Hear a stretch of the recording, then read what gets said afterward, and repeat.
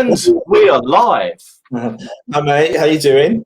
Oh, very well, thanks, Paul. Another week again. How you doing, mate? Another week we get closer to unlocking and getting back to normal. Yeah, definitely. Can't wait for that, mate. Yeah. So here we are again, another Wednesday. So another guest that we have in the back room for everyone. So interesting stuff is going to happen, I'm sure, as the evening goes on. So it should last about an hour and a half, everyone who's coming on now. And yeah, over to you, Paul. Yeah. So I've got people coming on already, buddy. Hi guys. Yeah. Hi Webster. Hi Kelly. everyone. Got some names in. Hi Kelly. And Hi Kerry. Joe. Hi Sue. Hello. Hi Tanya. Hi Kerry. And hi Rebecca so far. It's good to be back, mate, isn't it? Good to be back. Oh yeah, honestly, I just look forward to these weeks so much now, Paul. You know, every week there's something to look forward to different, isn't there? Yeah, absolutely. Hi Carol. Hi Heather. So yeah, it's quite exciting though. We got Heidi Koch on tonight, and yeah, really looking forward to it. I met Heidi at the Arthur Findlay College with the lovely Eileen Davis, and we had a week there at the college. And yeah, she's a medium. She does Reiki. She's an intuitive counselor and coach, and I think she does some mindfulness coaching as well, which I'm quite interested in, you know. Hi, Debbie Chambers has come on. Hello, I think. Oh, hi, Debbie. Good to see you. Debbie's on next week. Week after next. Week after next. So we're looking forward to that. Debbie, is that right? You're an Ipswich Town fan. Sorry to bring football into this, but being a Norwich fan and being top of the league at the moment with 10 points ahead, I just wanted to know if you're an Ipswich Town fan. We don't want to talk about that, do we? No, she's not. She's not commenting. Hi, Ali. Good to see you, Ali. Good to see you. Hi, Karen, as well. So I'm sure you'll answer that, Debbie, and I know you have a lot to say in the next couple of weeks. And I've already primed her, Paul, for the next couple of weeks. So she's getting herself sorted for that. Primed her. I'm not sure where you're going. Primed her with enthusiasm and confidence for 2 weeks. Like they haven't to prime. Okay.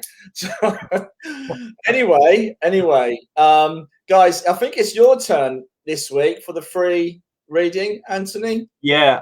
So it was yours last week, Paul. I hope that went well with your free reading. Yeah, enjoyed that. So we'll either get our guest tonight, Heidi, to pick one lucky guest for who's going to receive a nice free reading, or you can, my friend. Yeah. I can pick one for you. I don't mind. It turned out the lady that you picked for me, I used to work with her at the football club, so that was lovely to see her again. Fascinating. Yeah. Did I tell you I used to work at Norwich? Oh God. Everyone just put a thumbs down when it comes down to Paul talking about football. Eh? Let's either that or Arsenal. What do we do? Everyone, just remember to love, like, and share our lovely spiritual weekly talks that we do. We want to get out the message to more people, as always, don't we, Paul? Yeah, absolutely. Yeah, although these are quite light-hearted chats, you know, we're trying to get information out there to people on different subjects and just to brighten up your day, really, after lockdown, you know, and obviously good news that the schools are going back.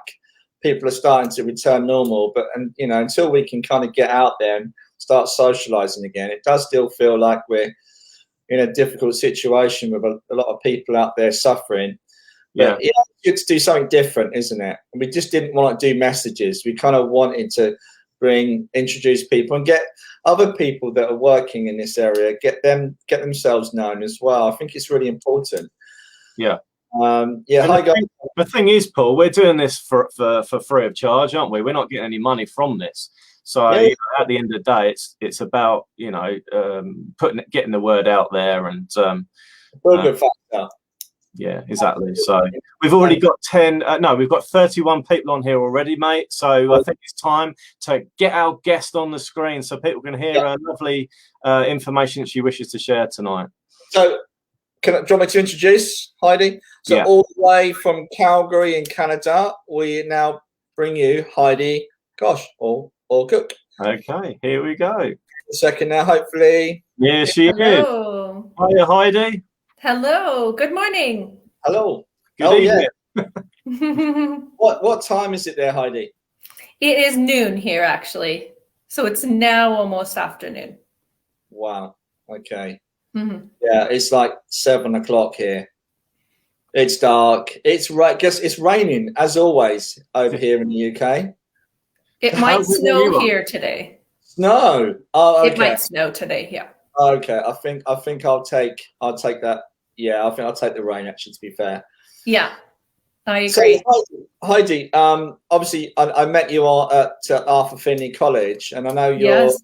and you actually, I think you actually read for me, and I know you're a good medium.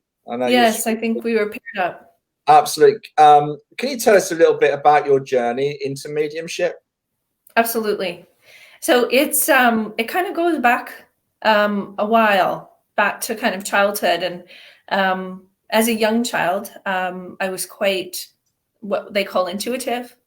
And connected and had a real kind of desire for anything spirituality, even as in my teens, wanting to learn about different religions and learn about mindfulness and meditation and just any books I could find, any teachers I could find, even as a really young person.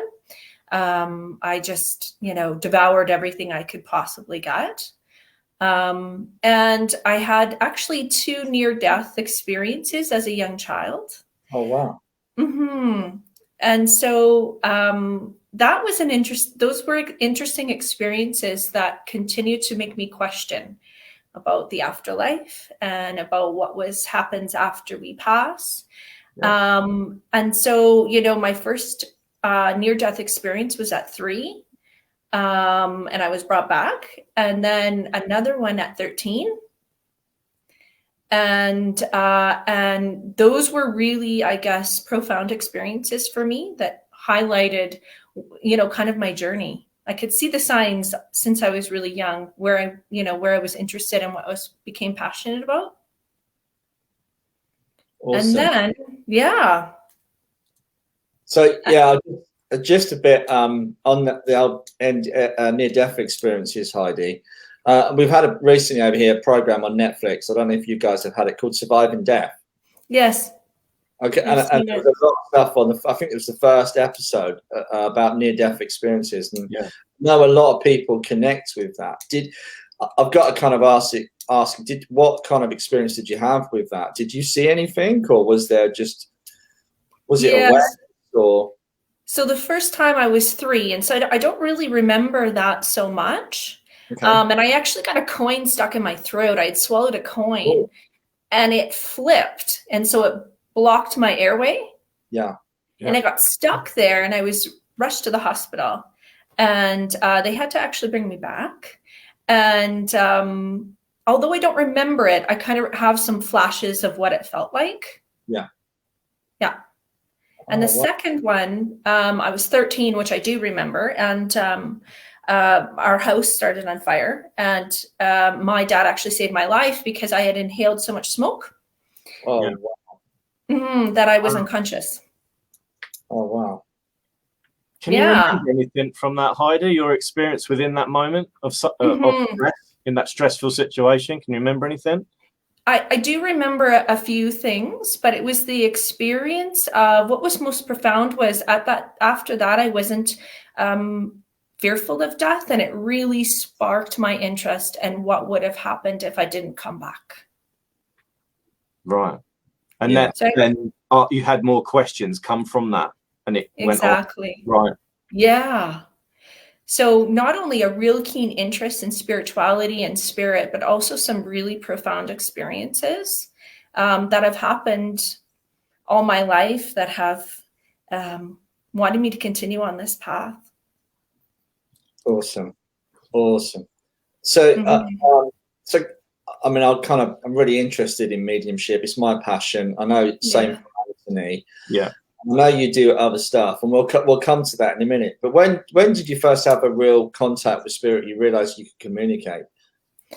I saw spirit when I was really young, but it was people that I already knew, such as my great grandmother, people within my family. In particular at night when things were quiet, you know, I would see spirit or connect with spirit. And then when it really opened up was when I was 13 after that fire. I grew up in a really small town. And so there wasn't a lot of housing. And my family actually moved into this very large, old house.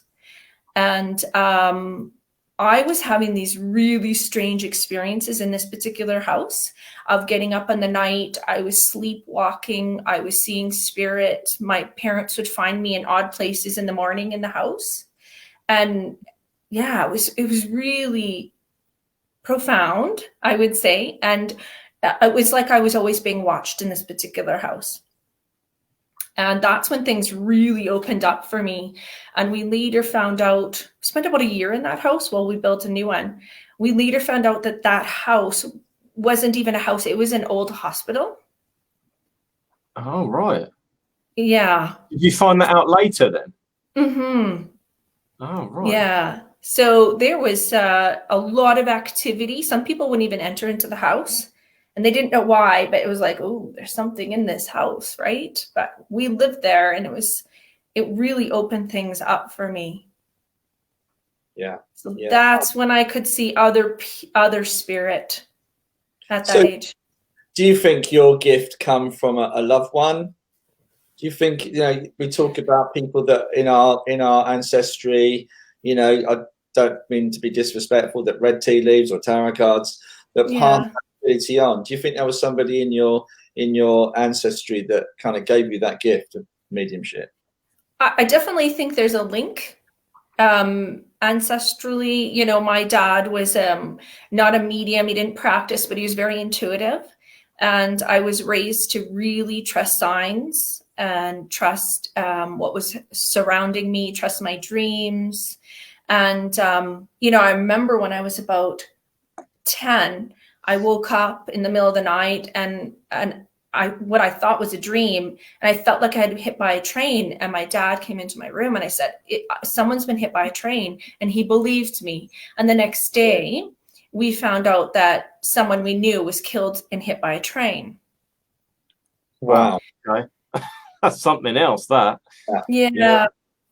So it was always encouraged and trusted, whatever I received within my, you know, family. That was going to be my next question, really, because how did your parents receive this? You know, you're starting to talk about seeing objects or people, you know, that for some parents it'd be quite frightening, I should imagine, for some parents that are not used to that. So no, to have receptive parents is brilliant. You know, obviously you picked the right mum and dad. Yes, I believe so. Anthony had that experience, didn't you, mate? The A and the B choice that you were talking about the other week. It was really interesting. So can we kind of move forward onto, while we're here, actually, we might as well give a big shout out, because we were talking before we went live, wasn't we, about who our favourite teacher was. So we want to give a shout out to some of our teachers on here who's kind of helped us on our journey. Who was your favourite teacher on your journey, Heidi? Well, in the past, I've been training for over 10 years with different mediums, and I have worked with Tim Abbott, Libby Clark, Colin Bates, Paul Reese, and more recently and some local mediums here in Canada. Yeah. But more recently with Eileen Davies, who I met when I met you two at the college, I would say has been the most influential teacher. Yeah, I agree. That was a really special week with Chris, and Lynn Probert was there as well. Yes. Dean as well. There was some really good teachers on that week. But I was lucky to have Eileen. That was the first time I'd met Eileen. And how about you? I've worked with Chris a few times. Big shout out to Chris in case he's watching tonight. But how about I know we're friends on Facebook, and I believe I'm friends with Eileen as well. So you never know, they could be watching. But how about you? Who's your favourite teacher so far? If Chris is watching, I've got to say Chris, because he's helped me so much, to be honest. There was a big influence during that week, just over a year ago now. that's a massive misconception with a lot of people. They think you become a medium, you start working that actually you're now the teacher. It's not true. You know, our mediumship develops and grows as we go along. It's never the same, you know, as we change our mediumship trains. And the more open and the more sensitive we become, it changes naturally. So I would recommend anybody that's in this, you know, interested in mediumship, you'll never stop learning. You're always the pupil. So it's a great philosophy to have. I'm going to give a shout out to Paul Ambillion, who taught me that actually on my journey. So he's taught me a lot on my journey. So another one of my favorite teachers. But can we kind of jump now into your mindfulness and your intuitive coaching that you do as well? Because that's really, have a quick look at your website. I think we got a banner somewhere, mate, for Heidi. We have. I've found it. Ta-da! Ta-da! So yeah. So if you want to go and have a look at Heidi online, there's all her information. Yeah, if you'd like to tell us a little bit more about the other, I kind of want to say disciplines, but I guess there's a lot of training goes into what you do. Yeah. So obviously I offer mediumship readings. Yeah. Primarily one-to-one or private sessions, but on the occasion also do some what we call group readings over here. I think you call it gallery readings over there. Yeah. Yeah. And so, you know, after I started to develop and look into spirituality and realize I was an intuitive and had some mediumistic abilities, you know, I'm quite a deeply empathetic person and can tune into people's energy and feel what they feel. And that really, all these experiences led me to become a registered social worker and counselor. So I went to university for that. And since that time, I've, you know, gone into different disciplines, such as, you know, I'm a Reiki master. So I do some hands-on energy work.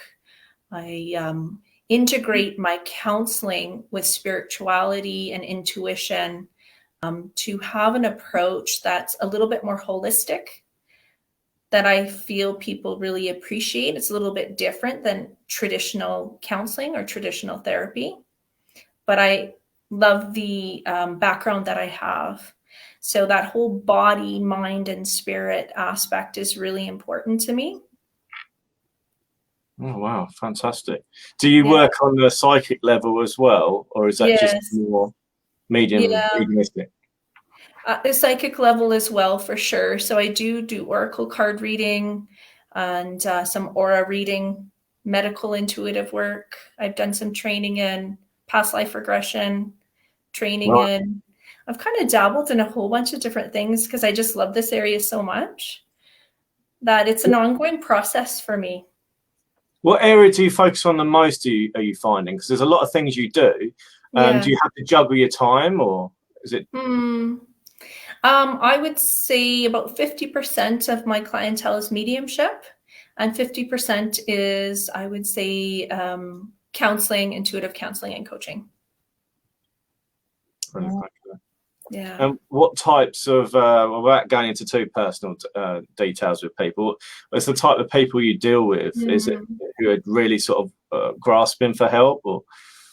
It can be. I do have a background in trauma and working with trauma and really helping people. So it can go as significant as trauma work to someone struggling in bereavement and grief, to someone that wants to develop their spirituality and their mindfulness and their intuition. Now that would be more the coaching style, but the counseling can be, you know, quite significant issues or experiences or traumas in their life. Fantastic. Awesome. Before I forget, we're going to invite people to start asking questions, Heidi. Can I also just say hi, Anne? Your mum's on tonight, mate. Oh, hi, Mum. I'm glad you're feeling better, Anne. Hopefully you're feeling better soon. She's not been a bit poorly of late. So big shout out for Anne. Hope you'll feel better soon.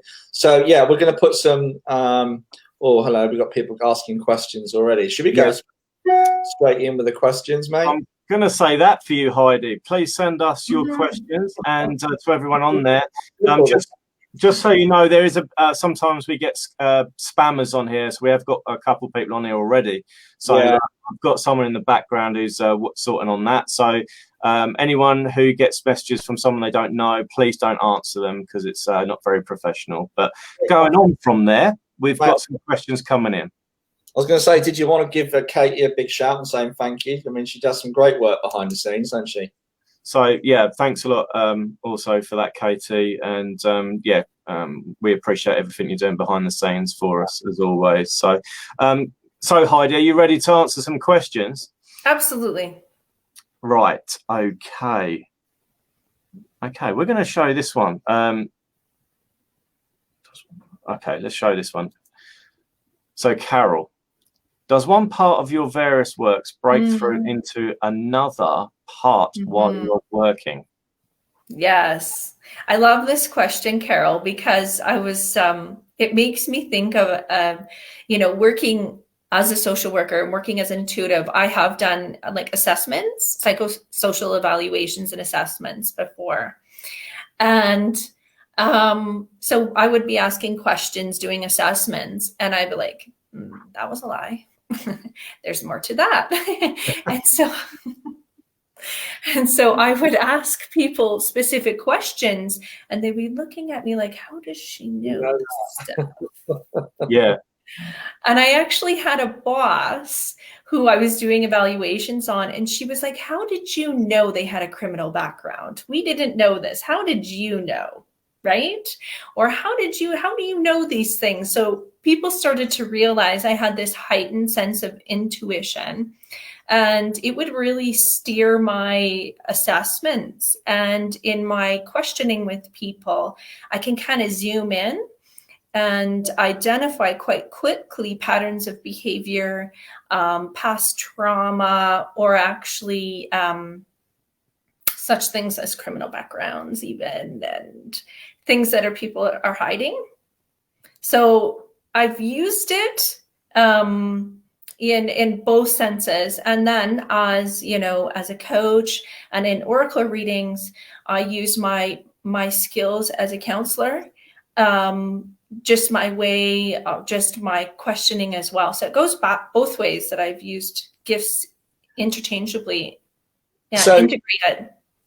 On the oracle, that's kind of like cards, though. I'm assuming. Yes. Yeah. So, kind of, how would that? Is that a bit like a tarot reading kind of thing? Yeah, it would be very similar. Yeah. Okay. Yeah, so would you say angel cards are similar as well, Heidi? Absolutely. Yeah. Right. So I've used different decks of cards, and I see the cards as just a tool to focus on. It's, it's just a way to tune in. Sometimes I don't use cards at all. Depends on what my clients are asking for. Yeah, that's interesting. Mm-hmm. Well, we've got another. Did you want to carry on or go to another question, Heidi? Sorry to interrupt. Yeah, go. I think hopefully that answered it. Yeah. Okay. Just a generic question here from Rebecca here with what you said earlier. So what did you see when you went into the light at 13? Mm-hmm. I don't remember specific details, Rebecca, but what I remember is what it felt like. And what that experience, I think, happened, obviously, I feel for a reason, for me to experience what it was like to pass, and that it was not a fearful experience. When I was in my mid-30s, my dad passed away very quickly and suddenly. And at that point, I was more taken over to the other side when he passed. And that was, I saw things, what it was like to transition. So that I remember more than I do at 13. How did that feel for you, though? That experience. I know you experienced what you've explained, but how did that feel to you? For me, when my dad passed and I went through this full experience, it felt actually very peaceful. It felt profound, and it allowed me to understand that this physical life is just one part of our journey, that we are just in a physical body with skin, hair, nails, and that we are energy that transitions to another realm, and not to be fearful of that. And that's really helped me working with clients that are in grief or have lost someone suddenly. That experience has really helped me understand firsthand what it's like. That's, fantastic. Okay. Send us some more questions, everyone. And I know you love hearing Heidi as much as we do, but we want some more questions. Yeah. Mm-hmm. There is one about, I think I can't see it on here, buddy. Something about love, and if I can find it, they're going so fast I can't see them. Someone's talking about self-love. Rebecca Ward is talking about could do with some coaching on self-love. And that's a really good statement, really, because I kind of think there's a lot of people at the moment suffering with anxiety, being stuck in, worrying about COVID. Is there anything you could kind of give to people to help with their own self-love and feeling good about themselves and anxiety? Because anxiety is really taking off today, isn't it? Loads of people suffer with anxiety. Yeah. It seems to be, it's obviously depression linked to that as well. Is there anything you can kind of give people to help them on that? Actually, I get the mindfulness, I'm thinking. Yeah. Self-love. So I know that's a Rebecca specific question, but as I answer yours, I agree. The rate of anxiety and struggle and depression is really high right now due to the state of the world and the uncertainty. And I have worked with a lot of people this year to help them get through these trying times. And incorporating mindfulness and spirituality is one of my main things in terms of, supporting people and teaching people. So when I hear self-love, I think about helping people to be really present, helping people acknowledge their feelings and their emotions and name them. And then thirdly, work through them. And some of my tools that I use are, in supporting people, are mindfulness and meditation. Yeah. It can be energy work. It can be working with tools such as EFT or tapping. I'm trained in as well. Yeah. For some people, it's exercise. Oh, that's a question in itself. So when you say tapping, is that like kinesiology? So tapping is called also EFT, or emotional freedom technique. Okay. Yeah. And it's actually tapping on meridian points while processing verbally your emotions and your issues. Is that, for instance, when people touch their fingers? Or it could be, yeah. So usually the tapping is like on your face, right, or like this, but there could be other forms of tapping. Yeah. Right. Yeah. Is that to make someone connect with a particular issue or something so they remember, or how does that work? EFT is more about processing issues and feelings. There's also a therapy I'm trained in that uses rapid eye movement, and it's called accelerated resolution therapy. Yeah. And that uses eye movement and some tapping as well. So there's different forms of it, but it's to process things and to be present. And I guess going back to that self-love, right?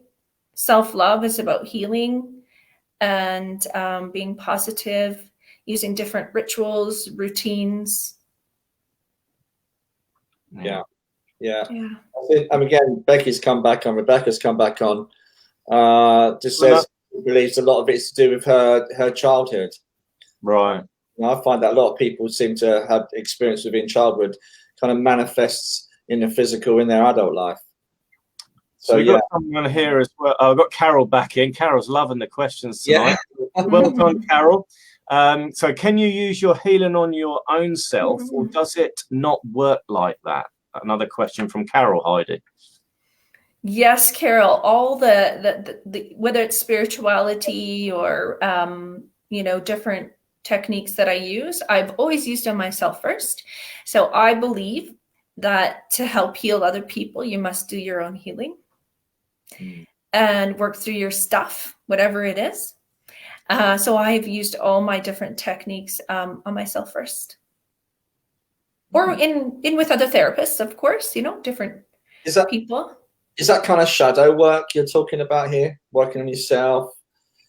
What do you mean by shadow work, Paul? So a lot of people term that kind of like that other side of your personality, or the part of us that we kind of bury away, experiences, the darker stuff or the thoughts or feelings we've had from experiences that we tend to shove away to one side because we don't want to face it.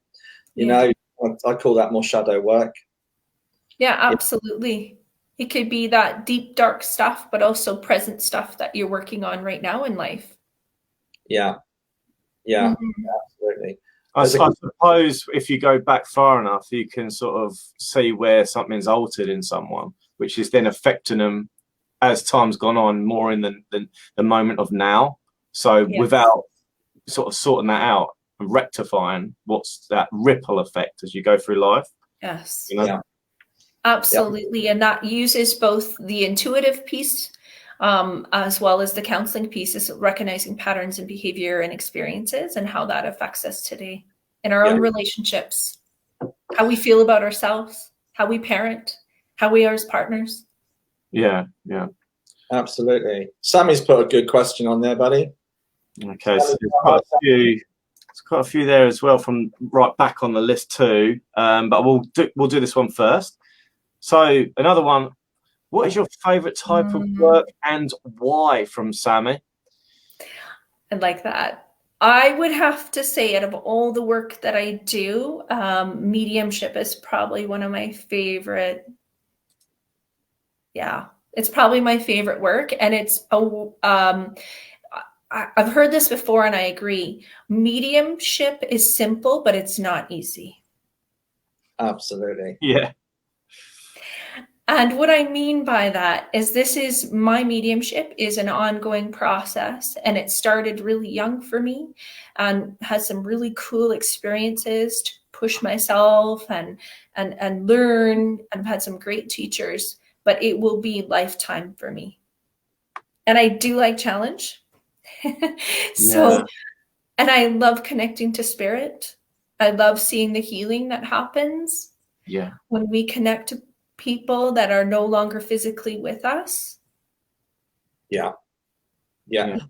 I wake up some days and think I'm a medium, and I'm blessed with the fact that I'm connected to a different reality beyond our own understanding and existence that are present in now. And if you're not moved by that, then you shouldn't be in mediumship. That's my personal opinion. It is a blessing. It is a blessing. And it's not about us as well. It is about that healing that you bring through from those messages. So we are going to also, guys, we are going to do some messages a bit later. We're going to go on with some more questions. Oh, here's a good one from Gemma. Can you see a good question come up from Gemma? Hi, Gemma. It's Gemma Howie, but it's all about trust at the end of the day, isn't it, Heidi? With mediumship, stepping outside your own comfort zones, isn't it? Going forward with that. So definitely can understand that. Gemma Howie, Paul. Yeah, hi, Gemma.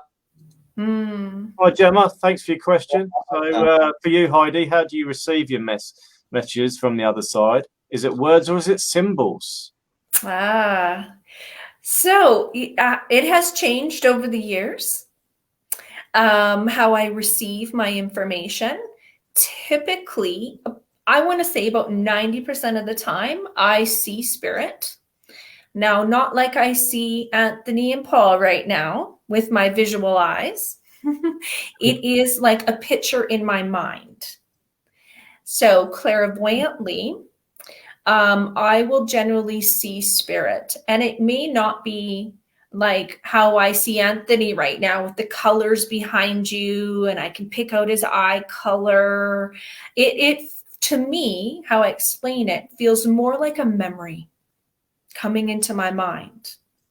And so if I said to you, do you remember your grade 1 teacher?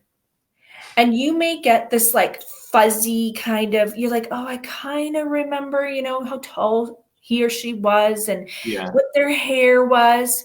So that's the best way I can describe it, is like a memory coming in, not as clear typically as how I would see with my eyes. But I also use, you know, clairaudience, which is hearing. So I may hear things, not auditory, like out loud, but in my mind again. I will physically feel things. So for instance, if someone in spirit had a heart attack, my heart may start to pound, or I'll feel it in my chest. Yeah. But primarily how spirit emerges for me is typically I see them and then we just start talking and then we blend. And I may use different clairs, as they call them, to receive the information that spirit's wanting to speak about. It's such a lovely way of explaining it, Heidi. I was going to say, yeah, that was a beautiful way to explain that, Heidi. Thank you. I just got lost in what you were saying then. I was like,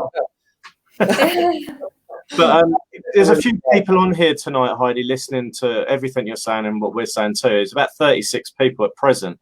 But in relation to what you said, some people might not understand what the blending process means with working with the different realms at the end of the day of spirit, because they all blend within themselves, don't they, as well? So just explain to the people that are watching this evening or this morning for you, in what that means. Mm-hmm.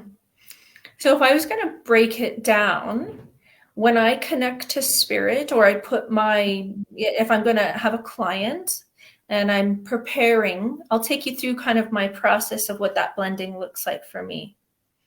And so I usually sit in meditation and quiet before a client. And I do a couple of things. I have like a pattern to get ready, I guess. And it is me, you know, getting really grounded in my energy. I usually listen to some music, get focused. Yeah. I invite my spiritual helpers. That for me, that's angels, my guides, source, my ancestors around. And then I expand my energy. So I just envision my personal energy expanding as big as I possibly can. And then I welcome, welcome is the best way, spirit to come close to me. And I envision my expanded energy blending with spirit's energy. Yeah. Almost like light coming together and blending together. And then I will start receiving. I'll say, okay, I'm here. I surrender to you. Let's talk. And that's what I mean about blending. So it's almost like at times, if I'm in a kind of real connected, linked time with spirit, that I almost become them. Yeah. And so I have in some readings actually have an accent, or I may feel like I'm much bigger than I physically am, or I look at my hands, I'm like, oh, that's not my hands. Or, you know, or I feel like I have knowledge that I personally don't do. So I'm really trying to, in a way, become them. Yeah. Mm-hmm. So that's what I call about blending. Fantastic. By blending. What a fantastic guest we have tonight, Paul. I know. Right, yeah. Another one. I'm going to chuck Carol. Carol's taking the show tonight as well as you. But we've got another great one coming in here. So this is good, actually. It's a lovely question. Do you have a guide or multiple guides as you practice more than one art? I do have several guides that I'm aware of. And I'll tell you really quickly, I live in Canada. And so we have been connected and lived by Indigenous people. I don't know if UK people are aware of Indigenous culture and background. A lot of us are aware of it. Okay. So Indigenous, it's also called First Nations or Aboriginal. So that's part of my background. It's part of my kind of cultural as well. And so I have my main guide. He's Indigenous. And I've always been interested in Indigenous practices and rituals and grown up that way. So I have that one main guide, and then I have other guides. So when I am doing some medical intuitive work or readings, I have a specific guide that I sense was a doctor before. Okay. And he comes in and I ask him to come in and help me. If I'm doing Reiki or energy work, I have like a Reiki master that I work with or that supports me. So I have several guides, but one main guide, I suppose. Yeah. Mm-hmm. Okay. Very much a team effort by the sounds of it. A team effort, yes. So you're aware of quite a number of different guys that work with you, Heidi, then? Mm-hmm. Some are more, stronger that I can feel. And others have come in over the years when I'm working on different things or I'm needing that support, and they're kind of in the background more. There's an interesting question. I don't know if you've clocked it, Anthony, from Natalie Burrows. Have you ever been frightened by a spirit? Mm-hmm. Yes, there's that one there, isn't there? Yeah. This is what I say. I'm more frightened by people here Yeah. than I ever have been of spirit. And that is the truth. And that's because you feel more protected and you would understand that they're coming through with love and compassion? Absolutely. Yeah. Okay. Not that I'm frightened by people, but in general, I've never been frightened by a spirit. Yes. I mean, maybe as a child, I'd be like, oh, this is interesting, and maybe a bit fearful, right? Because you don't know what's going on. In particular, in that house, I think there was a lot of energy. That was a bit frightening, I'll be honest with you. But in my mediumship, I've never been frightened. I'm never worried about having to be protected or that evil's coming. That's not my intention at all. So I don't even think about it. Yeah. So I understand that you do, we'll touch on this briefly this week. I understand you do Reiki as well. So there's a question on here for a couple of people, because it'll take ages finding it because it's right at the top of the list now on my screen. But you work with crystals and different types of crystals, and the energy you would work in a slightly different kind of way in that process. I do work with crystals. I don't do necessarily crystal healing, but I would incorporate crystals, say, in different types of healing that I do. So for Reiki, I may use crystals, but Reiki's hands-on healing. And so it's me channeling chi or prana energy, not from me, through me, from the universal life force into people, balancing their energy centers, their chakras. Yeah. Mm-hmm. And there was a question on here earlier, which I can't find now, but it was, is there a particular type of crystals that you'd recommend more than others, or is it, there's a particular type of structure that you would use in any given way? Or so I have my favorites that I work with. Like to develop intuition, I would use certain crystals in Reiki. So if I found there was a block, say or I felt people were struggling in their throat chakra or their communication, I would say, turquoise is a really great crystal for you, or aquamarine is a fantastic crystal for that particular person. So really depending on what the issue is, to remain really grounded, hematite is great. Anything black crystals, right, are really great. So it would really depend on what people are looking for. My favorites, it's actually behind me, so I'll show it to you. One of my favorites is called labradorite. I don't know if you can see that. Yeah, isn't it beautiful? Yeah. Yeah. And different colors in it. Yeah, it's really iridescent, isn't it? Yeah, it's nice. So that's one of my personal favorites for intuition and working on the higher, the third eye and the, crown chakra. And you would place them on the person or underneath them on the floor, or? Mm-hmm. Yeah, during the treatment. And then I'd say, it might be great if you got this crystal and put it on your bedside table or carry it around with you. Right. Okay. Mm-hmm. Fantastic. Don't know if you can see any questions that I've missed, Paul. Mate. I mean, we're kind of getting to that time we all think about starting doing messages. So if people want to like, love, and share, and if you want to be also chosen for the free reading from Anthony this week, just let us know. My turn this week, everyone. So he's done this week. Absolutely. Okay. So I think, is there any more questions from anyone that I've missed? I think you've done brilliantly, mate. Brilliant. Okay, so we're going to move on, Paul, aren't we, to doing connecting with spirit?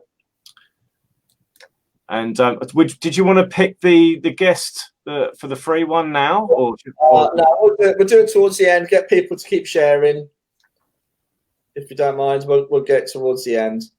Okay, love, like, and share, please, everyone. That would be fantastic, and especially if you want to be part of our free reading for during the week, who you're going to be picked. Before we go any further with the messages, we kind of noticed, and it's been a bit organic, our spiritual talks, haven't they, mate? So one of the things we noticed, sometimes we get lag with Facebook, and when we're giving messages, we kind of end up coming out of the connection with spirit because we're looking from the response from the public. So what we're going to do, we kind of talked before we started tonight, and the kind of general consensus between the three of us is we're going to give a few messages, but we're going to bring the contact in and give the information out. Okay, if you understand the information, please let us know as soon as you can, because it really does help with that link. Okay, so we're looking to do a message sort of 5 minutes each, and we'll go from there. So please don't worry if we keep going off on a tangent. We will ask if people know, obviously, but we'll kind of do it that. So we're not coming out of the contact looking for confirmation. Yeah. Okay. Thanks, Paul, for that. That's a good explanation for people to understand that as well. Yeah, so I should say, who's going first then? Who's got the short straw? I do. I want to say ladies first. Oh, yeah. So kind, Paul. I actually do have a connection, so. Oh, awesome. Okay, and only absolutely. If you want to go, you're up. You're up, Heidi. All right, fantastic. I'm going to enjoy it.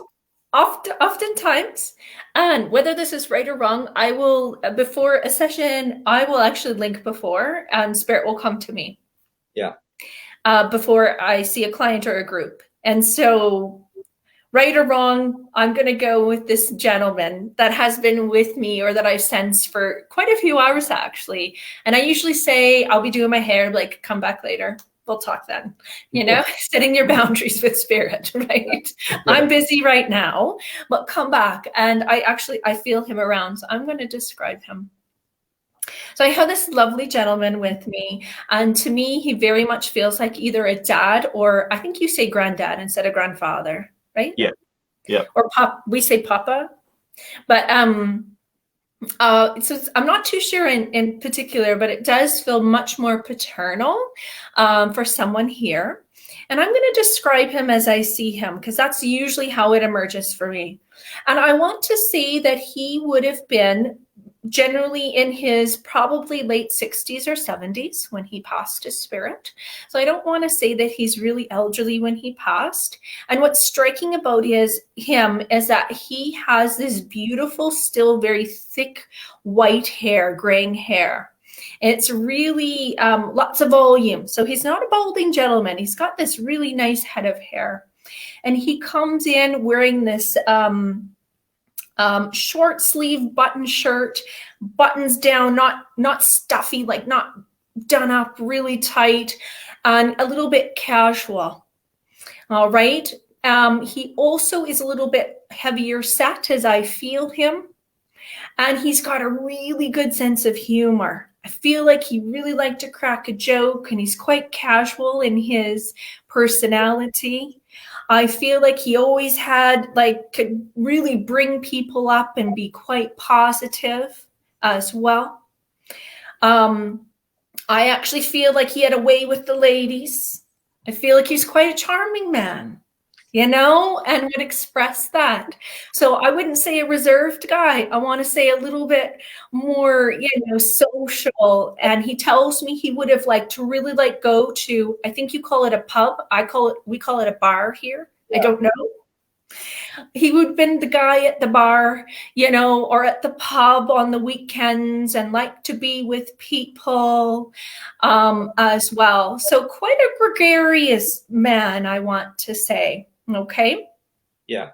Yeah. In terms of personality and friendly, outgoing. I want to share as well that I have a sense that he may not have been from a real big city. Now, what you consider a big city there is probably different from mine, but I want to say maybe either like a smaller town or a smaller city than a real big place. So I feel like, I'm being shown this pub in particular that he would have been a regular at, that would have been more open space. You would have to drive there perhaps rather than walk there all the time. He's like that. I also feel like he was a smoker, as I can smell the smoke around. Okay. In terms of passing, I feel he had, or he shows me that he would have had a medical passing rather than a tragic, not an accident, anything like that. Okay. So I feel like there were some medical things here, but I'm being shown that he would have passed quicker due to medical, not a long drawn out, 10-year illness here that took him to the spirit world. I also have a very strong sense that he is a daughter. He says, say hello to my daughter. So I know that would be important to him to reach out to his daughter in particular. Is this making sense to anyone so far? Who can take this nice gentleman? Yeah, I kind of maybe I didn't explain to people. I know we're kind of just going to put the information out there. If you think this is for you guys, let us know. Okay. Yeah. Yeah. So we might have killed your first link by not explaining that. So guys, if you're listening, and hopefully Facebook hasn't, a couple of times last week it jumped out and we had a bit of a delay with the comments. It was like, yeah, okay. Victoria. Yeah. She's just jumped in. It could be her stepdad. Anyone else who can take this lovely information from Heidi? Oh, Sammy's put, I can take most of the information and have goosebumps. Okay. So far, so good then. So we have a couple people. So let's try to narrow this down. Okay. So I'm just going to continue really quickly and then I'll get to my message, but I want to make sure we get to the right person here, either Victoria or Sammy. Again, a bit of a jokester. I would say a very strong family man. I want to say that he feels like he either, and showed me he either had his own business or had his own thing in his life. All right. And I feel like he wouldn't have been a professional, as in like a doctor or a lawyer. He would have been a little bit more casual. So I feel like he could do quite a few things, but I do have a sense that he liked to, or had his own business, or was the head of a business. I have a strong sense there as well. Let's see if I haven't received a name quite yet. He's also showing me his father's in the spirit. And with the father, I feel like his father would have had a military or a service type of background that's standing beside him. But I'm going to go back to this gentleman. So, Heidi, we have Samantha. It could be my dad. He only lived 3 months after finding out he had cancer. Okay. Yeah. All right. And Victoria or Sammy, can you take that as well? So it might be a little delay, but okay. We'll get there. Don't you worry. Carry on. Okay. Yes, I definitely feel like he would have had illness, but a quicker illness at the end of his life. And I feel like, during that, he would have been quite positive, even though he would have had an illness, very positive in his way, and kind of like taken in stride, medical issues, taken in stride that he's going to cross over. So we're between Samantha and Sammy now, Heidi. Okay. All right. Yeah. Quite wouldn't want a lot of attention on himself. I'm also being shown, he tells me, he would have wanted to stay at home as long as possible. That he wouldn't have liked a lot of intervention as well. Brilliant. So I think I'm with Samantha there. Yeah. There you go. Confirmation. You already knew that, Heidi. You didn't have to ask. I know. I think I'm with Samantha. So yes, thank you, Samantha, for connecting with me. I mean, your dad is just real lovely, very gregarious man, like the ladies. And I also have a sense with him. Can I ask Samantha, would your mom still be here in the physical world? Might take a little bit to get back. While we're waiting, Sammy's put the medical conditions make sense, but passed in hospital. Sure. I feel like this gentleman, he may have passed in hospital, you see, but would have wanted to stay at home as long as possible without being transitioned into, a nursing home or a hospice. So, thank you from Samantha. Okay. I think I'm with Samantha there. So I'm just going to pass on a message now and wrap this up. Okay. Samantha, I want to say that Dad is really like a prideful man. And he's telling me he's so very proud of you. And I also have a sense that he would have a granddaughter, as well as you, a granddaughter that he watches over. All right. And it's like, Samantha, his sense of humor and his positivity is really coming through with him. And I feel like I want to say, like, keep smiling from him. Keep going forward. Make sure that you're positive. Have fun. All right. So I hope you can take that, Samantha. Know that your dad is very much close to you.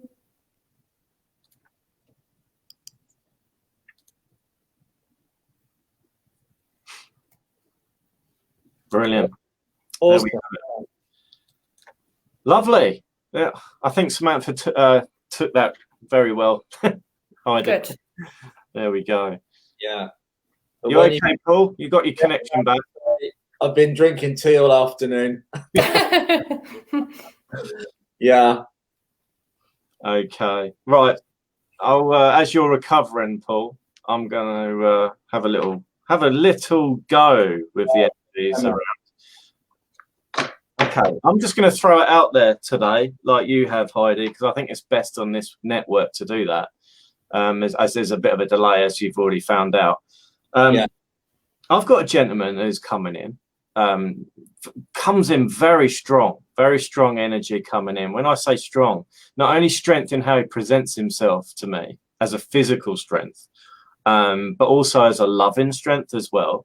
This gentleman's really coming in with he looks stern. When I mean by stern, he looks quite strict in how his facial expression is, but at the same time, it's a bit of a charade because it looks like he's giving the impression he's someone else, that he's actually the opposite. So very loving man, but comes across very strict. I feel this man is a very family orientated man. I do feel if I decided to sort of explain his height, he does come in roughly around 5'7", 5'8". He could be even taller. It's difficult to see in that respect, but he comes in looking like he's wearing a uniform. I wouldn't be surprised if this is a uniform generally for a working uniform rather than a uniform for the military. So that might cancel that out with respect to anyone who can understand what I'm saying so far. Definitely send your comments in if you can understand this information so far. I am actually smelling now from this gentleman. He's making me aware of tobacco as well. I am aware that I am smoking. I feel that this gentleman also tried his best to give up smoking, but I feel that he went back to smoking, giving it up, and then going back to smoking again. So I feel that his willpower was challenged as well. I do feel, with respect to the smoking, I have got a connection towards his lungs or his chest. I do feel that I feel like an elephant is sitting on my chest right now. Whether this has got anything to do with the smoking or not, I'm not wanting to make it fit, but I wouldn't be surprised if it was related to a secondary issue with this gentleman's health. I do feel that I'm panting for breath when I'm trying to talk. So every time I'm stopping my conversation, I want him to gasp for breath as I'm talking.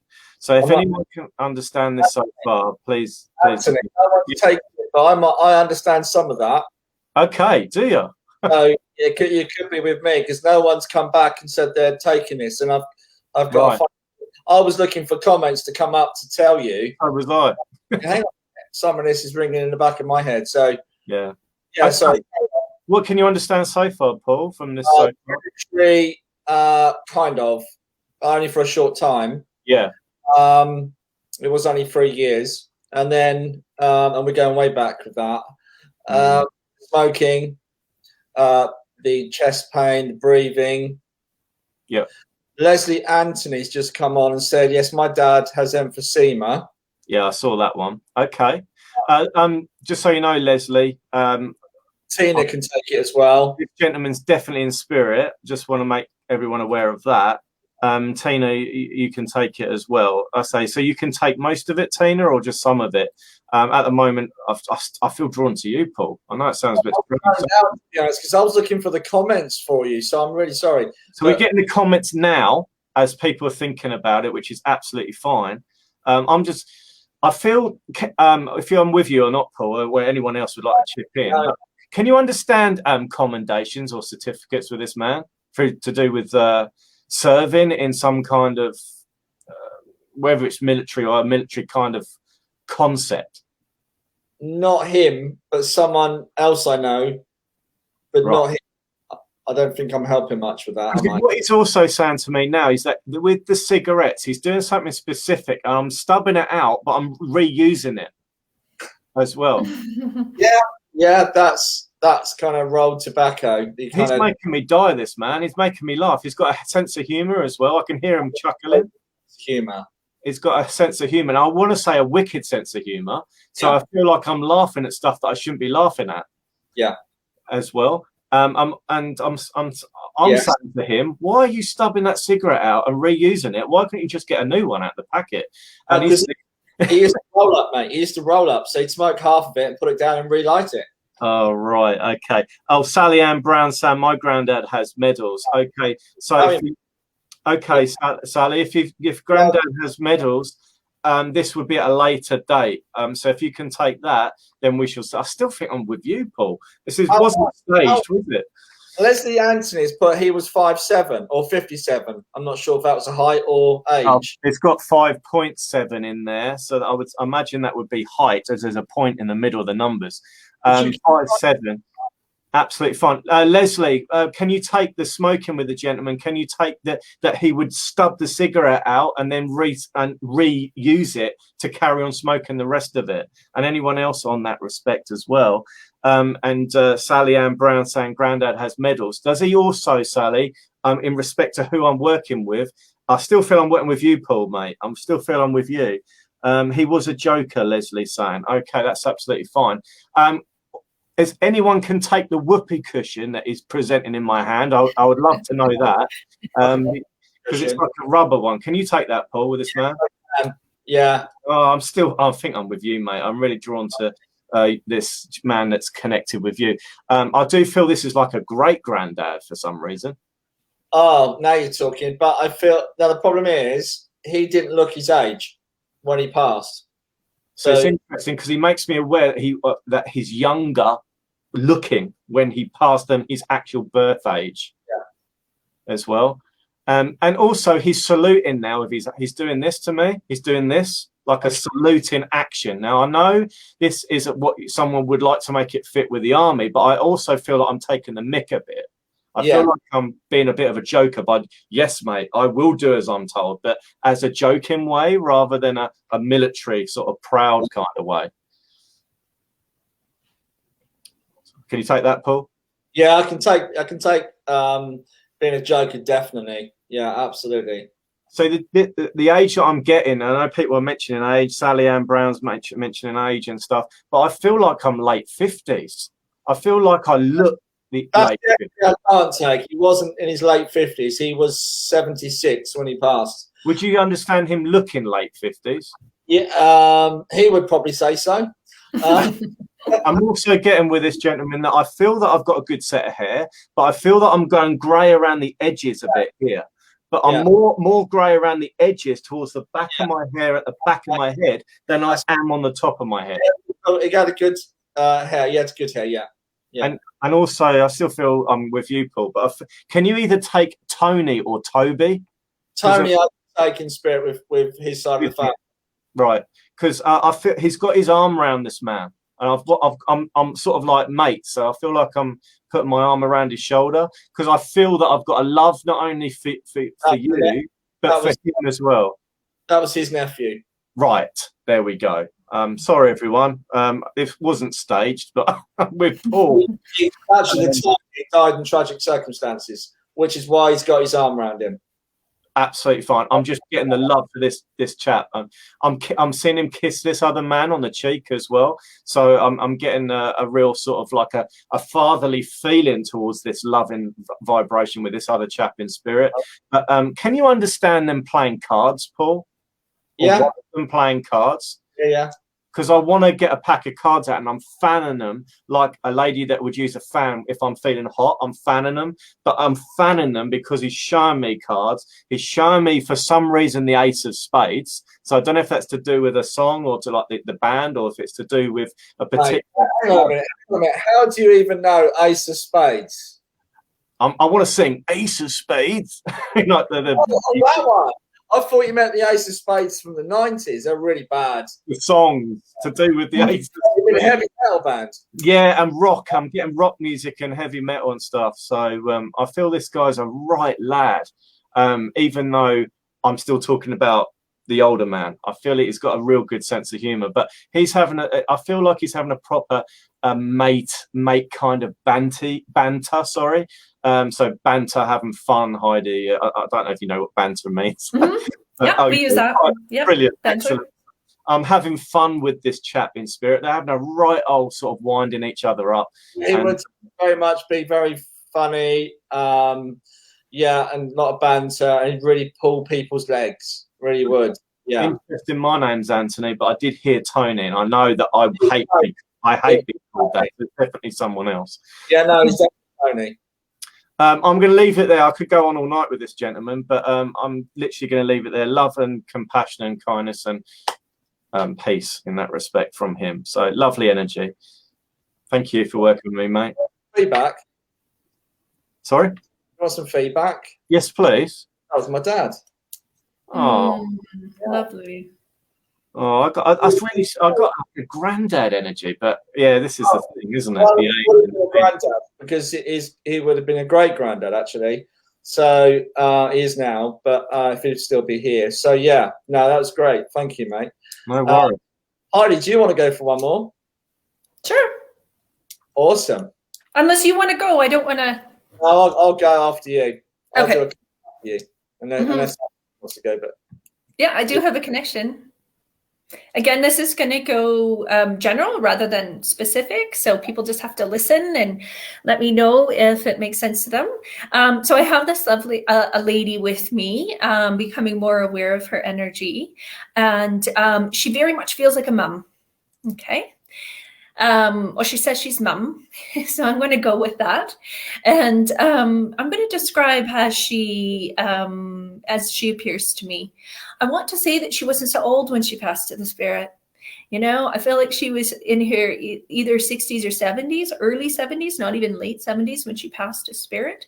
And she's really a sweet, kind lady, I must say, in terms of personality. I feel like she's one of those yes, dear people. That's how I say it. It's like, yes, dear, you know, just really gentle way. Very different from the last gentleman I was connecting with. He's really gregarious and she's a little bit more reserved. And I feel like she was much better one-on-one than in a big group of people. She wouldn't have liked that so much to stand out in a crowd. It would have made her a little bit uncomfortable. All right. I have a strong sense that she was either a nurse or worked in a hospital. She had this real way with people. a real gentleness with people.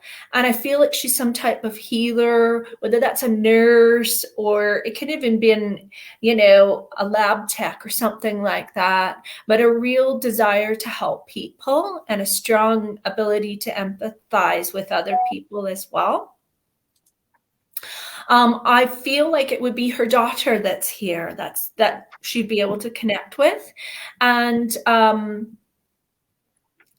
she's saying thank you, and there's like gratitude, because I believe at the end of her life there would also have been some sickness here, and I do believe she would have been in hospital, and the daughter would have come and visited her or supported her prior to her transition. So I definitely want to go with some illness here. And she's also showing me that her legs would have swollen, that there was some swelling in her lower half of her body. So it would have been really difficult, you see, to get around. And I feel like my legs are quite big and swollen, but she wouldn't have complained about anything, this lady, you know, wouldn't have said a word about if she was in pain or uncomfortable. There may be a sense of either kidney issues or inflammation in her body. I feel like those are some of the symptoms that she would have had prior to her transition. I'm also hearing, either in connection to her, either like Maureen, Marlene, an M-A-R, Margaret, like something like that. So that's either her name or perhaps someone in the family as well. Can anyone take this really beautiful lady? Heather Ken. Sounds Heather like Ken. her mom. Okay. And I know that it takes a minute to get some feedback here. Marjorie. Was Marjorie her name, Heather? There we go. So. I said M-A-R, and I'm trying. Sometimes I can get the whole name really clearly, but sometimes it takes me a little bit of time, and I might get the first 3 or 4 letters of it. But it's really strong, that name that I'm hearing. Yeah, Marjorie. Fantastic, Heather. I'm glad you can take her. She is really lovely, honestly. And she is talking also about that you may have some of her jewelry. And in particular, she shows me a necklace that either she gave to you or she left to you. And that you would wear some of this jewelry on a regular basis. And it's like her connection to you. And she quite likes that, to be honest with you. Yes, thank you, Heather. I have a sense with her, like I said, was a healer or a nurse or even like a teacher. Working with people would have been really her passion as well. And an opal chain as well. Yeah, seems to be important to her that she brings this up. I also, she shows me like really loving little children, like having children around her, very connected to children as well. So, I mean, she could easily have been a preschool teacher, but definitely connecting with other people would be really important to her. All right. She is a lovely lady. I feel like she didn't judge anyone and just accepted everybody that she was around in her life. All right. She tells me at the end, there's a decline in terms of her health. And one of the first things that I heard from her is, and felt, is this gratitude of being around her, Heather, prior, and really helping her, bringing her things, you know, to when she was not well, is really important, that you know how much you meant to her and all the support that she got from her family. Okay. Heather, would there also be someone, it's interesting. She's showing me something kind of interesting. I'm just trying to figure it out. Heather, can you take something? She shows she's lighting a match. And we don't really use matches here much anymore. Do you know what a match is? You know, like lighting a fire match? I'm not too sure what that means. I don't know if in her home there was an old school, like where you actually light the fire, or a story about fire or a match being lit. So I'm going to give that to you because I'm not 100% sure what she means by that. All right. She's also showing me the month of May is important. There must be either a birthday, anniversary, or time of her passing in the month of May. She's really narrowing on the calendar that particular month. All right. So I'm going to give you lots of love from your mom. Here we go. There was a fire in her home. Interesting. Yeah. I've never actually received that in that way. I quite like getting new symbols and ways to work with spirit. And so now I know that lighting of a match is a fire in the home. So that's a new one for me. And she passed in May. Yeah, that makes sense. She's very connected to you, Heather. I'm going to tell you really quickly that she does show me, and sometimes they do show me like signs and symbols from them when they're around. And she shows me these lovely feathers or birds. So I want you to think back, but also be aware of going forward that feathers and birds might be one of her signs from the spirit. And she will come in really gentle, just who she was. She won't come in forceful when she connects with you and is around. Thank you so much, Heather. That was awesome. Wow, that was a lovely one.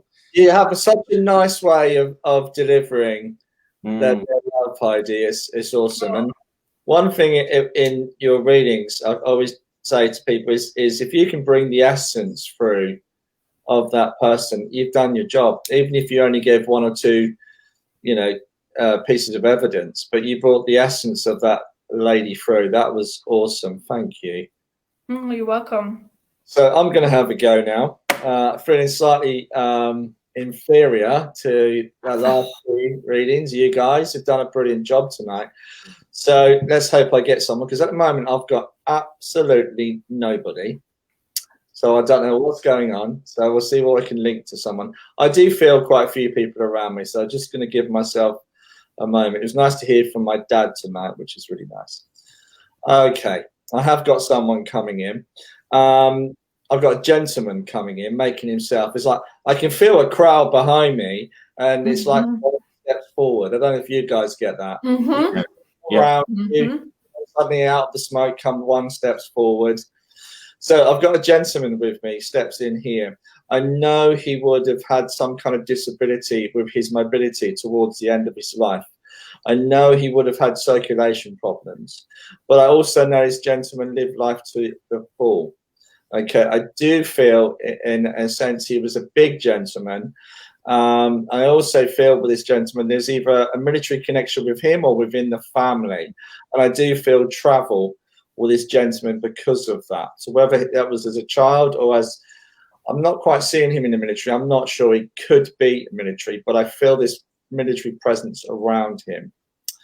Okay, also getting some different names coming. I've got the name, okay, I've got two actually coming in here. I've also got another younger gentleman that I know would have passed into spirit not too long ago. I want to say at least, or I could be going back 4 or 5 years with this, but I know this gentleman was related and connected to this. I feel this is either uncle or father. So I feel there was a son that went into spirit or a nephew. And I feel the nephew had some kind of, I'm just going to say it. I know we're in a kind of open forum here, but I feel the young man was either under the influence of alcohol or drugs when he passed. I do feel very strongly with this gentleman that I do feel he would have been in some kind of wheelchair towards the end. I kind of want to say that there was either limbs amputated or there was talking about limbs being amputated. Does anybody understand this information? We've got a delay. I'm just going to keep going with the information. I do know that this gentleman has Irish in the family. I also feel Scottish background as well with this gentleman, ancestry, but a very much a thick-set man. It would have been quite a big man, and I feel his presence as he steps in, because obviously there's no disability now. He's in spirit. Kelly's. Oh, hi, Kelly. Would you understand the name Michael, Kelly, that links to this gentleman as well? I have Irish and Scottish. Okay, I did a reading for Kelly a few days ago, so it possibly, yeah, Dad was big. I do really feel this gentleman. I know your dad is getting stronger and stronger since he's been passing. Would you understand? Because I do feel that Mum is still here. I've just felt that Mum is still here. I also want to give Mum some flowers. I feel there's either an anniversary or someone's birthday coming up around Mum. But I feel like Mum needs the flowers because she just needs flowers. She needs perking up and lots of love from this gentleman. Would you understand? Again, I've got the month of March. I know we're in March now. That links to her, around her and him actually. But birthdays and anniversaries are getting really strongly the month of March. And I do feel that there's so many children, siblings within the family. Do you understand the name Michael? Because I keep hearing the name Michael connecting to this gentleman. I feel it could have been a Mike or Mick, but I feel it's around the name Michael that links to him somehow. Okay, also, so I keep hearing names. He's throwing names at me. Also, that sounds like the name Tom or Thomas as well that he would have known. I feel Tom goes way back, way back. I'm not sure what Madison said there. Is that something? Okay. No. Okay. Uncle Mick. Okay, thanks, Kelly. I do feel there it was either a close connection to the Mick or the Michael. With him. I know I brought your Nan through, I believe, on the contact because she had. I do remember Nan coming through and having really fiery red hair. There's another lady that steps in with her, and I keep getting the name Pat or Patricia around this lady. I feel it's not family. I feel it's a close friend to her, but I feel they're coming together. They come in together. And again, I keep seeing lots of children, lots of siblings from all different parts of the world. Now, I do know from your reading you've got a sister in Australia, but I kind of want to go other places as well, not just this country. I want to go all over the place with different family and relationships within the family. I do feel this was very much a tight-knit family, but forgive me for saying this, I kind of feel since Dad's been passed, people have gone their own ways. And it's not through fallouts, it's just through the way things are, how life progresses. It does make me very much aware of the pride and love for his children. There's also a Scottish man that comes in with him. He's talking about a Scottish gentleman that comes in with him. And it's making me laugh because he would have been a bit of a football nut. But I feel there's either a connection, because I kind of keep hearing the Rangers connection, a gentleman in spirit that would have supported Rangers, that would have known your father. Because I believe Rangers have just won the league in Scotland. It's been a long time coming because Celtic have been dominant. So I don't know why I'm getting this. I feel this connects to your dad. Would you understand that? Again, I feel like with Dad, forgive me for saying this because the NHS do a wonderful job, but I feel there was some confusion over Dad's treatment and diagnosis and problems around, but also Dad being reticent with his own health and not always looking after himself. I do feel that strongly with him, and I know this gentleman hasn't been passed too long. An uncle, yes, because I feel him dancing around with a kilt on and waving the right. I know he's probably not in a kilt. He's just trying to get my attention that he's from Scotland and he's an avid Rangers supporter. And much love. Again, they keep talking about Mum, sending love to Mum, helping Mum. I do feel very much that Mum is missing Dad at the moment. I do know from your reading that Dad hasn't been passed for so long, but I want to kind of just reach out to her and just kind of support her. Okay, Dad kept his illness to himself. That makes a lot of sense because I kind of feel like he was his own worst enemy, that he kind of just muddled through and tried to ignore things and hoping they would go away. I do feel a sense of your dad that he had an enormous amount of pride, and I do feel that was like going against the grain to receive help. He's not the sort of person to ask for help as well. I also feel your dad quite strongly. I don't know why. I feel his power and this like an ever-ready battery. But I know you work hard. I know you guys Kelly, I know you work hard yourself, but I feel like this is a family trait, this kind of philosophy of being really hardworking. There's also, I just keep smelling food in the kitchen as well with Dad. I know he loved his food. He brings me to his attention of missing certain food types.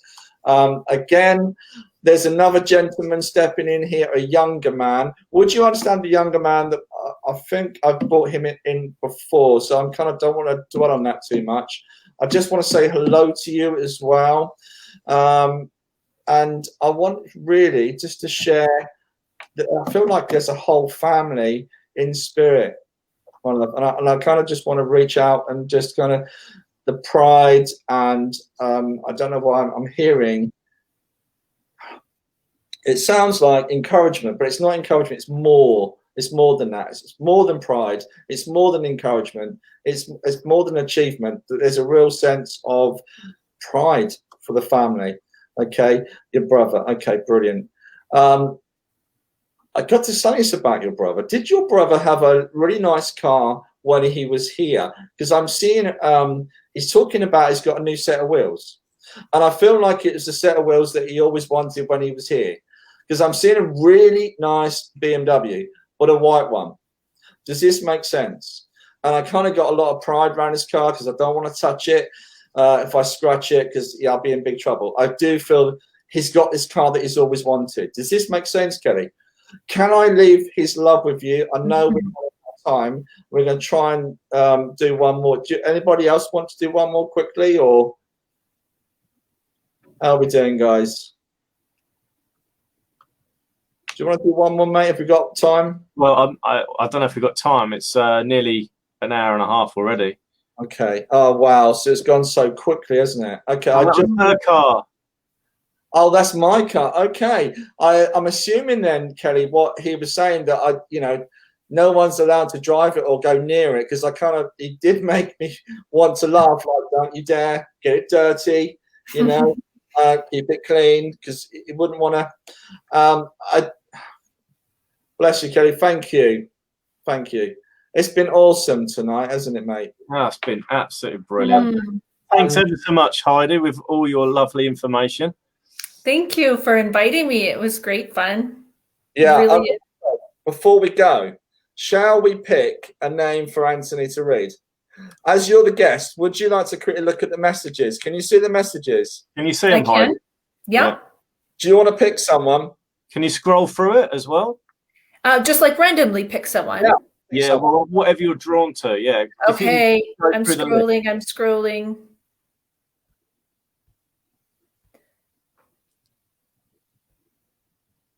How about, I don't know who you know and who you don't, so it's just very random. Is that all right? Yeah. How are you feeling? Okay, there's a lady named Rhonda. Rhonda Potion. Yes. Really. I read for her daughter last week, so that's perfect. Oh, goodness. Okay. Hello, Rhonda. She's watching for the first time. That is awesome. Oh, first time on our talk, Rhonda. Congratulations. You have me giving you probably 30 minutes, maybe a little bit longer. We'll see. Yeah. With respect to your free reading. So get in contact with me, Rhonda, through my spiritual Facebook page. And also, if anyone does want any private readings with Heidi or Paul or myself, it's flashing across the bottom of your screens. And also, if you watch this spiritual talk again, you'll see the banners throughout the talk as well. Over to you, Paul. Yeah, I just wanted to really thank Heidi again for coming on. It's been, I can tell by the messages we've had, people have loved having you. And your leadership is awesome, Heidi. Very love your delivery. And thank you. Thank you, Paul. Thanks, Anthony. Yeah, you're welcome. Great to see you again after a whole year. Yes, it's been a while. I'll see you again. Yeah, definitely. Okay, so it's time for the outro, mate. So, guys, have a good week. And we'll be back here next week. Who's the guest for next week? We have Julia Atkins as our guest next week. I will keep it quiet from that point onwards because it's a nice little secret apart from her name. Oh, okay. Okay. Everyone's going to be Googling Julia. Yeah, exactly. Okay. So thanks ever so much again, Heidi. Really enjoyed tonight. Thank And you. I'm sure people will be contacting you in due course. And I'm sure a lot of people related to you as much as me and Paul have related to you. So thanks ever so much. Thank you. Thank you, Heidi. Bye, everyone. Hope to see you next week. Take care. Bye. Bye. For now. Bye. Bye.